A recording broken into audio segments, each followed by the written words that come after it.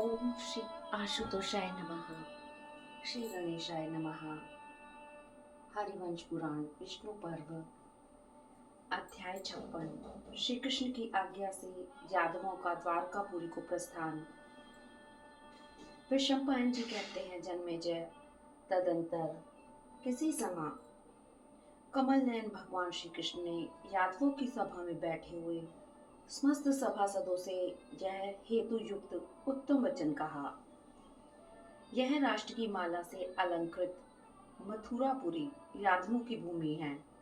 हम भी यहीं पैदा हुए हैं और इसी के ब्रज में पलकर बढ़े हुए हैं। इस समय हमारा सारा दुख दूर हो गया। हमारे शत्रु भी हमसे हार मान चुके हैं।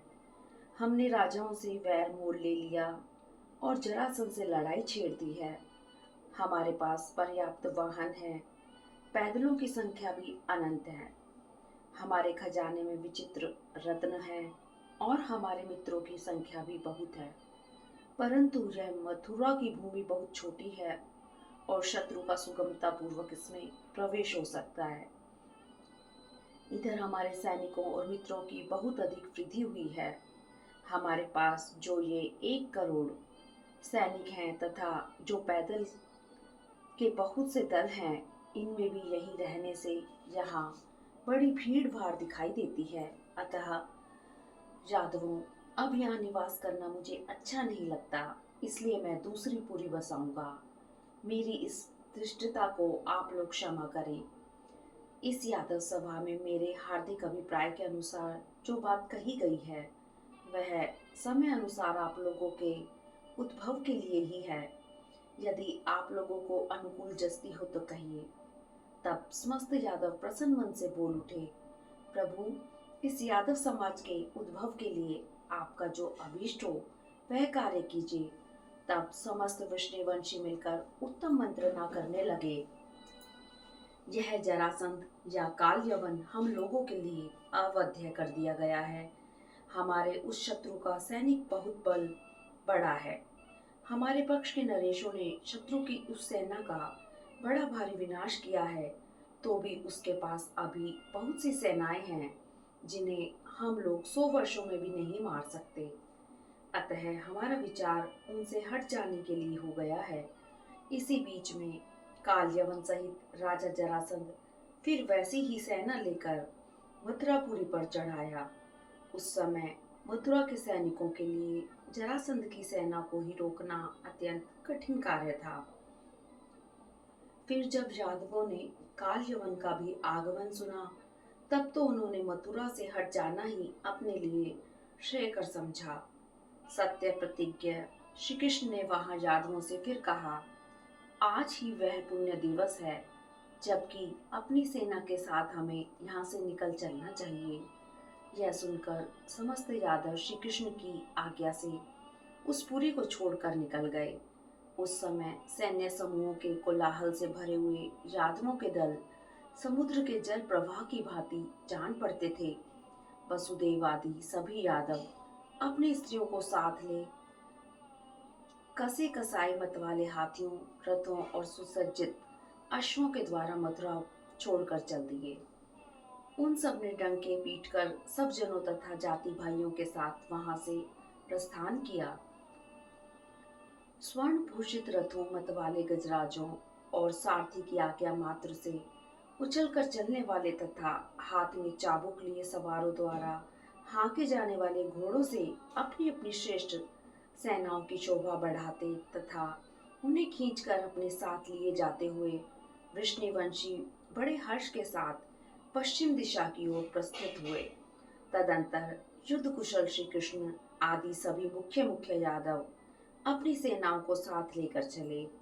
वे यदुपुंगर वीर सिंधुराज के जल प्राय देश में जा पहुंचे, जो नाना प्रकार की लताओं से विचित्र शोभा पा रहा था। नारियल के बहुत से वन वहां सुशोभित होते थे। नाग केसरों के झुंड इधर उधर सब ओर फैले थे, जिनसे वहां की कमनीयता और भी बढ़ गई थी। केवड़ों की झाड़ियों से वह प्रदेश अलंकित हो रहा था। कहीं कहीं ताड़, वकुल और अंगूर के वन उस भूभाग को और घना बना रहे थे। जिन्हें सुख ही प्रिय है, वे सब यादव वहां के रमणीय स्थानों में स्वर्ग में रहने वाले देवताओं के समान आनंद का अनुभव करने लगे। शत्रु वीरों का संहार करने वाले श्री कृष्ण ने नगर के वास्तु स्थान की खोज करते हुए समुद्र से सुशोभित होने वाले एक विशाल प्रदेश को देखा। वह स्थान बालू के साथ ही तांबे के रंग वाली मिट्टी से सुशोभित था। वाहनों के लिए हितकर तथा नगर उपयोगी शुभ लक्षणों से संपन्न था। वह ऐसा मनोहर प्रतीत होता था मानो लक्ष्मी ने उसे अपना वास स्थान बना लिया हो। सिंधु राज का वह प्रदेश समुद्र की वायु से विजित, सागर के जल से सेवित तथा नगर उपयोगी लक्षणों से सुशोभित था।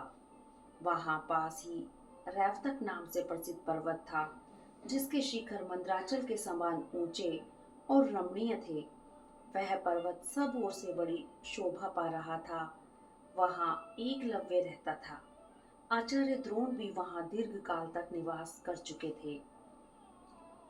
बहुत से मनुष्य वहां आते जाते थे तथा वह पर्वत सब प्रकार के रत्नों से व्याप्त था। उसके पास ही उस राजा रैवत की विहार भूमि थी, जिसका बड़े सुंदर ढंग से निर्माण किया गया था। उस भूमि का नाम था द्वारवती, जो विशाल होने के साथ ही शतरंज या चौसर की बिछांत के समान चौकोर थी। भगवान श्री कृष्ण ने वहां नगर बसाने का विचार किया। यादवों को भी वहां सेना का पड़ाव डालना जच गया। दिन में जब कि सूर्य पर लाली छा रही थी, वहां श्रेष्ठ यादवों ने सेना के रक्षक नियुक्त किए और सैनिकों की ठहरने के लिए छावनियां तैयार करवाई। यदुप्रवर भगवान श्री कृष्ण ने यादवों के साथ उस प्रदेश में एक सुस्थिर नगर बसाने के लिए निवास किया। गद के बड़े भाई यादव श्रेष्ठ पुरुषोत्तम ने मानसिक संकल्प के द्वारा उस पुरी का नाम निश्चित किया और मन से ही विधि पूर्वक उसमें ग्रहों का विभाग किया। इस प्रकार बंधु बांधवों सहित यदुवंशी द्वारकापुरी में पहुंचकर वहां उसी तरह सुख से रहने लगे जैसे देवता स्वर्ग में रहते हैं। केशी हंता श्री कृष्ण भी काल यवन का आना जानकर उसके और जरासंध के भय से द्वारकापुरी को चले गए। इस प्रकार श्री महाभारत के खिल भाग हरिवंश के अंतर्गत विष्णु पर्व में श्री कृष्ण सहित यादवों का द्वारकापुरी को पर्याण विषयक 56वां अध्याय पूरा हुआ। 57वां अध्याय काल यवन का वध। जन्मेजय ने पूछा, भगवान, मैं बुद्धिमान यदुश्रेष्ठ महात्मा वसुदेव नंदन भगवान श्री कृष्ण का चरित्र विस्तार पूर्वक सुनना चाहता हूँ। भगवान मधुसूदन किस लिए मथुरा छोड़कर चले गए? वह तो मध्य देश का ककुत, लक्ष्मी का अद्वितीय धाम, पृथ्वी का श्रृंग, सुंदर दर्शनीय, प्रचुर धन धान्य से संपन्न, आर्यों का निवास स्थान, जल की अधिकता से सुशोभित तथा सभी अधिष्ठानों में सबसे उत्तम है। द्विज श्रेष्ठ दशार कुल नंदन श्री कृष्ण ने बिना युद्ध के ही उसे क्यों छोड़ दिया तथा काल यवन ने भी श्री कृष्ण के साथ क्या बर्ताव किया? महाबाहु, महायोगी और महातपस्वी भगवान जनार्दन ने जल रूपी दुर्ग से घिरी हुई द्वारका में जाकर क्या किया? काल यवन का पराक्रम कैसा था? किसने उस बलशाली वीर को जन्म दिया था, जिसे असहाय समझकर भगवान श्री कृष्ण द्वारका से हट गए थे? वैशंपायन जी ने कहा, राजन, वृष्णि और अंधकवंशी यादवों के गुरु महामना गार्ग्य मुनि पहले नियम पूर्वक ब्रह्मचारी रहकर किसी साधना में लगे हुए थे। वे उन दिनों स्त्री संसर्ग से दूर रहते थे। विकार रहित उधर्वरेता ब्रह्मचारी के रूप में रहते हुए उन गार्ग्य मुनि पर उन्हीं के साले ने राजसभा में नपुंसक होने का कलंक लगाया। जिन्होंने अजित परमात्मा को भी जीत लिया था, उस नगर में इस प्रकार कलंकित होने पर उन्होंने स्त्री की इच्छा तो नहीं की, परंतु क्रोधपूर्वक अत्यंत कठोर तपस्या आरंभ कर दी। वे गार्ग्य मुनि अचिंत्य स्वरूप शूलपाणी महादेव जी की आराधना करते हुए 12 वर्षों तक केवल लोहे का चूर्ण खाकर रहे। तब भगवान रुद्र ने उन्हें वर के रूप में पूर्ण तेजस्वी पुत्र प्रदान किया, जो युद्ध में वृष्णि और अंधक वंश के वीरों का भी निग्रह करने में समर्थ था। इसी समय यवनों के अधिपति एक राजा ने उस पुत्र प्रदान करने वाले वर का वृतांत सुना। वह देवयोग से पुत्रहीन था और पुत्र पाने की इच्छा रखता था। उस यवन नरेश ने दृष्टश्रेष्ठ गार्ग्य को सांत्वना पूर्वक घर लाकर ठहराया और किसी गोष्ठ के भीतर उन्हें गोप नारियों के संसर्ग में रखा। उसी गोष्ठ में गोपाली नाम वाली अप्सरा थी, जो गोप नारी का वेश धारण करके वहां रहती थी। उसी ने गार्ग्य मुनि के उस धुरधर एवं अच्युत गर्भ को धारण किया। भगवान शंकर के वर के प्रभाव से गार्ग्य मुनि की उस मानवीय रूप धारणी अप्सरा रूपा भार्या के गर्भ से महाबली शूरवीर कालयवन का जन्म हुआ। उस शिशु का उस पुत्रहीन राजा के अंतःपुर में लालन पालन एवं संवर्धन होने लगा। उस राजा की मृत्यु होने के पश्चात कालयवन ही उसके राज्य का अधिपति हुआ। राजा कालयवन युद्ध की अभिलाषा रखकर श्रेष्ठ द्विजों से पूछने लगा कि सबसे बड़े वीर कौन हैं और कहाँ रहते हैं। तब देव ऋषि नारद ने उसे वृष्णि और अंधक वंश का परिचय दिया। नारद जी से उसको मिले हुए वरदान का समाचार जानकर भी तेजस्वी मधुसूदन ने यवनों के यहाँ पलते हुए उस काल यवन की उपेक्षा कर दी। जब यवनों का राजा महाबली काल यवन समृद्धिशाली हुआ, तब दूसरे मलेच्छ नरेश उसकी शरण लेकर उसी का अनुसरण करने लगे। शक, तुषार, दरद, पारद, शिंगल, खस, पहलव तथा दूसरे दूसरे सैकड़ों हिमालय निवासी मलेच्छ उसके साथ हो गए। शलभों के समान उन अनगिनत लुटेरों से, जो नाना प्रकार के वेश और आयुध धारण करने के कारण बड़े भयंकर प्रतीत होते थे, घिरा हुआ राजा कालयवन मथुरा पर चढ़ाया। उसके साथ हाथी, घोड़े, गधे और ऊंट हजारों, लाखों तथा करोड़ों की संख्या में विद्यमान थे। वह उस विशाल सेना से घिरकर इस पृथ्वी को कंपित कर रहा था। उस राजा ने सेना द्वारा उठी हुई धूल से सूर्य के मार्ग को आच्छादित कर दिया और सैनिकों के मलमूत्र से नूतन नदी की सृष्टि कर दी। जनेश्वर, घोड़ों और ऊंटों की लीदों के ढेर से वह नदी प्रकट हुई थी, इसलिए उसका नाम अशव शकृत हो गया। उसकी विशाल सेना के आगमन का समाचार सुनकर वृष्णि और अंधक कुल के अगुआ वसुदेव जी सब जाति भाइयों को इकट्ठा करके उनसे इस प्रकार बोले, बंधुओं, यह वृष्णि और अंधक कुल के लिए महान एवं घोर संकट उठ खड़ा हुआ है। पिनाक पाणी भगवान शंकर के वरदान से हमारा शत्रु अवध्य है। उसे शांत करने के लिए हमने साम आदि उपयोगों का भी सर्वदा प्रयोग किया है, परंतु वह मद और बल से उन्मत्त होने के कारण केवल युद्ध करने की ही इच्छा प्रकट करता है। नारद जी ने इतने ही समय तक हम लोगों का यहाँ निवास बतलाया था। ऐसे शक्ति साधन संपन्न शत्रु के प्रति सांत्वनापूर्ण वचन कहना ही परम उत्तम माना गया है। राजा जरासंध हम लोगों को कभी क्षमा नहीं करता, हमारे प्रति सदा अमर्ष से ही भरा रहता है, तथा दूसरे भूपाल जो वृष्णि मंडल से सताए गए हैं एवं कुछ नरेश जो कंसवध के कारण हम लोगों से विरक्त हो गए हैं, वे सब के सब जरासंध से मिल गए हैं और उसी का आश्रय लेकर हम लोगों को बाधा पहुंचाना चाहते हैं। उन राजाओं ने यदुकुल के बहुत से भाई बंधुओं को मार डाला है। हम लोग यहाँ रहकर फल फूल नहीं सकेंगे।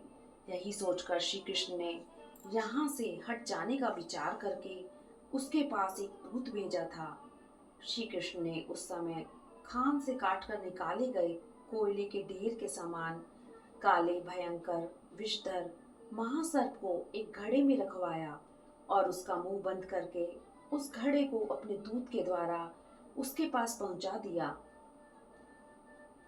गोविंद ने दृष्टांत के लिए वह सर्प भेजकर उस राजा को डराने की चेष्टा की थी। उस दूत ने कालयवन से यह कहकर श्री कृष्ण काले सर्प के समान भयंकर हैं, उसे वह घड़ा दिखलाया। कालयवन ने यह समझकर कि यादवों ने मुझे डराने का प्रयत्न किया है, उस घड़े में बहुत से रोष भरे चींटों को भर दिया। उन बहुसंख्यक तीखे चींटों ने सब ओर से उस सर्प के शरीर को काटना शुरू किया, जिससे वह काला सर्प तत्काल काल के गाल में चला गया। फिर उस घड़े को उसी तरह बंद करके यवनराज ने अपनी सैनिक शक्ति की बहुलता का वर्णन करते हुए श्री कृष्ण के पास भेज दिया। भगवान श्री कृष्ण ने अपने उस प्रयोग को विफल हुआ देखकर तुरंत मथुरा छोड़कर द्वारका को प्रस्थान कर दिया। महायशस्वी वासुदेव ने उस वैर का अंत कर डालने की इच्छा से द्वारकापुरी बसाकर वृष्णिवंशियों को आश्वासन दे वहां से मथुरा को प्रस्थान किया। महापराक्रमी पुरुष सिंह मधुसूदन केवल भुजाओं को ही आयुध रूप में साध ले पैदल ही मथुरा में आए। उन्हें देखकर हर्ष और रोष से भरा हुआ काल यवन निकला। इधर महाबली श्री कृष्ण भी अपने आप को दिखाकर भागते हुए उसे भी अपने पीछे खींच ले चले। यवनेश्वर राजा काल यवन गोविंद को पकड़ लेने की इच्छा से उनके पीछे पीछे चला, परंतु इन योग धर्मी श्री कृष्ण को वह पकड़ न सका। प्राचीन काल में जब देवासुर संग्राम हुआ था, उस समय मानधाता के पुत्र महायशस्वी महाबली राजा मुचुकुंद ने देवताओं की ओर से युद्ध करके उसमें सफलता प्राप्त की थी। देवताओं ने उनसे वर मांगने का अनुरोध किया, तब उन्होंने निद्रा को ही वर के रूप में ग्रहण किया। युद्ध में थके होने के कारण उस समय उनके मुंह से निमांकित वाणी प्रकट हुई, देवताओं, जो मुझे सोते से जगा दे, उसे मैं क्रोध से प्रज्वलित हुई दृष्टि के द्वारा जलाकर भस्म कर दूं। ऐसा उन्होंने बारंबार कहा। तब देवताओं सहित इंद्र ने उनसे कहा, एवमस्तु। इस प्रकार देवताओं से आज्ञा लेकर वे गिरिराज के पास आए। श्रम से थके हुए राजा ने पर्वत की किसी गुफा में प्रवेश करके उस समय तक शयन किया जब तक कि उन्हें श्री कृष्ण का दर्शन नहीं हुआ था। राजा मुचुकुंद के तेज तथा देवताओं से उन्हें मिले हुए वरदान की सारी बातें देव ऋषि नारद ने वसुदेव नंदन भगवान श्री कृष्ण को बताई थी। उस मलेच्छ जातीय शत्रु के द्वारा पीछा किए जाते हुए श्री कृष्ण ने मुचुकुंद की उस गुफा में एक विनीत पुरुष की भांति प्रवेश किया। बुद्धिमानों में श्रेष्ठ श्री कृष्ण राजर्षि मुचुकुंद के सिरहाने की ओर उनके दृष्टिपथ को त्याग कर खड़े हो गए। उनके पीछे पीछे उस काल यवन ने भी गुफा में प्रवेश करके सोए हुए राजा मुचुकुंद को देखा। वह दुर्बुद्धि अपने लिए काल के समान उन नरेश के पास स्वयं ही जा पहुंचा। जैसे पतंगा अपने ही विनाश के लिए आग में कूद पड़ता है, उसी प्रकार काल यवन ने मुचुकुंद को श्री कृष्ण समझकर उन्हें अपने विनाश के लिए ही लात से मारा। राजर्षि मुचुकुंद उसके पैरों की ठोकर लगने से जाग उठे। एक तो उनकी निद्रा भंग हुई थी और दूसरे उस यवन ने उन्हें पैर से छू दिया था, इससे वे कुपित हो उठे। फिर इंद्र से मिले हुए वर का स्मरण करके उन्होंने सामने खड़े हुए काल यवन की ओर देखा। उनके क्रोध पूर्वक देखते ही वह सब ओर से आग में जलने लगा। जैसे व्रज सूखे वृक्ष को जला देता है, उसी प्रकार मुचुकुंद के नेत्रों के तेज से प्रकट हुई उस अग्नि ने काल यवन को क्षण भर में ही जलाकर भस्म कर दिया। बुद्धिमान भगवान श्री कृष्ण का अभिष्ट कार्य सिद्ध हो गया। वे चिरकाल से सोए हुए उन तेजस्वी राजा मुचुकुंद से यह उत्तम वचन बोले, राजन, आप दीर्घ काल से यहाँ सो रहे थे। मुझे नारद जी ने आपके विषय में बताया था। आपने मेरा महान कार्य सिद्ध कर दिया। आपका कल्याण हो। अब मैं जाता हूँ। राजा मुचुकुंद ने वसुदेव नंदन श्री कृष्ण को कद में छोटा देखकर यह समझ लिया कि दीर्घ काल व्यतीत होने से युग बदल गया। राजा ने गोविंद से पूछा, आप कौन हैं और किस लिए यहाँ आए हैं? मेरे सोते सोते कितना समय व्यतीत हो गया? यदि जानते हो तो बतलाइए। श्री कृष्ण ने कहा, राजन, चंद्रवंश में नहुष के पुत्र राजा ययाति हो गए हैं। उनके ज्येष्ठ पुत्र यदु थे। यदु के 4 छोटे भाई और थे। विभु नरेश्वर, आपको विदित हो कि मैं यदुवंश से उत्पन्न हुआ हूँ, वसुदेव का पुत्र हूँ, अतएव लोग मुझे वासुदेव कहते हैं। मैं वासुदेव ही यहाँ आया हूँ। आप त्रेता युग में सोए थे। मुझे आपके विषय में नारद जी से सब बातें ज्ञात हुई हैं। इस समय द्वापर और कलयुग की संधि का काल समझिए। इसके सिवा आपकी क्या सेवा करूं? नरेश्वर, तुमने मेरे उस शत्रु को जलाकर भस्म किया है, जिसे देवताओं से वरदान प्राप्त था और जो युद्ध में मेरे द्वारा 100 वर्षों में भी नहीं मारा जा सकता था। वैशंपायन जी कहते हैं, जन्मेजय, श्री कृष्ण के ऐसा कहने पर राजा मुचुकुंद गुफा के द्वार से बाहर निकले। उनके पीछे कृतकृत्य हुए बुद्धिमान श्री कृष्ण भी थे। उन्होंने देखा पृथ्वी पर छोटे छोटे मनुष्य भरे हुए हैं। उन सबके उत्साह, बल, वीर्य और पराक्रम बहुत थोड़े हैं। अब अपना केवल राज्य बच गया है, जिस पर दूसरे का प्रभुत्व स्थापित हो चुका है। तब राजा ने बड़े प्रेम से भगवान श्री कृष्ण को विदा किया और स्वयं अपने मन में तपस्या का निश्चय करके हिमालय पर्वत पर वहां के विशाल वन में चले गए। वहां तपस्या करके शरीर को त्याग कर राजा मुचुकुंद अपने अशुभ निवारक पुण्य कर्मों के द्वारा स्वर्ग लोक में जा पहुंचे। इधर महामनस्वी धर्मात्मा भगवान वासुदेव ने भी अपने शत्रु को पूर्वोक्त रूप से मरवाकर उसकी सारी सेना पर अधिकार कर लिया। बुद्धिमान श्री कृष्ण बहुसंख्यक रथ, हाथी, घोड़े, कवच, अस्त्र शस्त्र और ध्वजाओं से युक्त सेना को, जिसका राजा मारा गया था, अपने साथ ले गए। उनका मनोरथ पूर्ण हो चुका था। जनार्दन ने वह सारी सेना राजा उग्रसेन को समर्पित कर दी और उस प्रचुर धनराशि से उन्होंने द्वारकापुरी की शोभा बढ़ाई। इस प्रकार श्री महाभारत के खिलबाग हरिवंश के अंतर्गत विष्णु पर्व में काल यवन का वध विषयक 57वां अध्याय पूरा हुआ। हरि ओम तत्सत। ओम नमो भगवते वासुदेवाय नमः। ओम नमो नारायणाय। ओम नमो नारायणाय।